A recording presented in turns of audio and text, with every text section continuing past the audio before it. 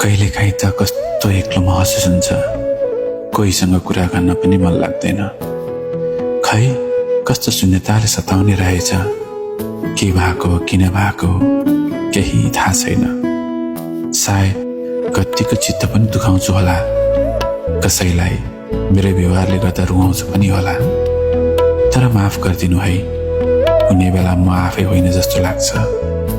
साथीहरू छन् तर कुरा केही गर्न मन लाग्दैन। दुखी पनि छैन मन, रोएको पनि छैन आँखा, तै पनि शून्य शून्य भएको छ मन। उमेलो हो या कसैप्रतिको लगावले हो त्यो पनि थाहा छैन, तर कहिलेकाहीँ एक्लो महसुस हुन्छ अनि एक्लै शून्यतामा हराइदिउँ झैँ लाग्छ।